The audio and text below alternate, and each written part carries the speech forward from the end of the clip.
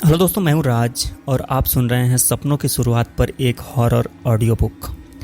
दोस्तों, Labubu doll का ये दूसरा एपिसोड है जिसका नाम है खेल अधूरा है। पहला एपिसोड आपको डिस्क्रिप्शन में मिल जाएगा।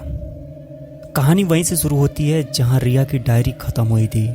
उसकी दोस्त अंजलि ने रिया के घर के कमरे में वह लबूबू डॉल देखी थी। कमरे में अजीब सी ठंडक थी और दीवारों पर जलने का निशान था, और कमरे में रिया कहीं भी नहीं थी। वहाँ उसकी डायरी और वह मुस्कुराती हुई लबूबू डॉल थी। अंजलि ने सोचा शायद रिया कहीं बाहर गई है। उसने डॉल को उठाया और अपने बैग में डाल लिया ताकि बाद में पुलिस को सबूत दिखा सके। जैसे ही उसने अपना बैग उठाया, उसे लगा बैग का वजन अचानक बढ़ गया है। रात को घर पहुंचने के बाद उसने बैग खोलकर देखा तो डॉल का चेहरा पहले से अलग था। अब उसकी आंखें हरी चमक रही थी और होठ ऐसे लग रहे थे जैसे अभी ताज़ा ताज़ा खून पिए हों। रात के 2 बजे अंजलि को खटखटाने की आवाज़ आई। उसने खिड़की से बाहर झांका तो वहाँ कोई नहीं था, लेकिन जैसे ही उसने खिड़की बंद की, पीछे से वही फुसफुसाहट आई, play with me, play with me. Anjali ने पलटकर देखा तो डॉल उसके बैग से निकलकर कुर्सी पर बैठी थी। डरी हुई अंजलि अगले दिन एक ओकल्ट रिसर्चर के पास गई। उस आदमी का नाम था विजय तिवारी, जो पुराने श्रापित सामानों का अध्ययन करता था। विजय ने वह डॉल देखते ही कहा, यह वही है लबूबू डॉल। इसे कभी भी घर में नहीं रखना चाहिए।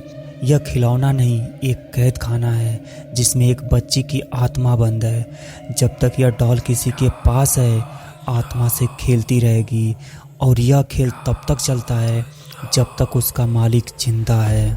अंजलि ने हिम्मत करके विजय को रिया की डायरी दिखाई। डायरी के बीच में एक पन्ना अजीब तरह से फटा हुआ था। विजय ने कहा, रिया शायद कुछ लिख रही थी, लेकिन उसने अधूरा छोड़ दिया। यह डॉल कभी किसी को आसानी से जाने नहीं देती है। अचानक कमरे की बत्तियां टिमटिमाने लगी। डॉल टेबल से नीचे गिर गई और अपने आप खड़ी हो गई। उसने धीरे धीरे अपना सिर घुमाकर अंजलि की तरफ देखा और उसके अंदर से एक अजीब सी हंसी निकलने लगी। उस रात से अंजलि के घर में अजीब घटनाएं शुरू हुई। दीवारों पर बच्चों के हाथ के निशान बनने लगे।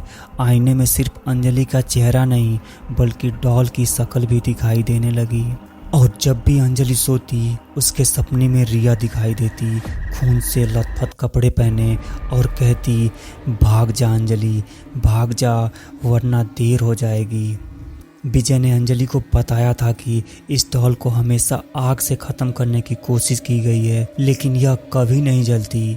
असल में आग इस आत्मा को और मजबूत बना देती है। इसे ख़त्म करने का एक ही तरीका है, उस बच्ची की अधूरी आत्मा को मुक्त करना, जिसका नाम है आहाना। विजय ने एक पुराना रिकॉर्ड दिखाया। 30 साल पहले एक लड़की आहाना की रहस्यमयी मौत हुई थी।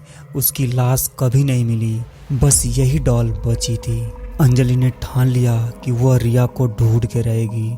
वह रात को उस स्टोर रूम में गई जहां रिया गायब हुई थी। कमरे में जैसे ही उसने डॉल रखी, दीवारों पर दरारें बनने लगी।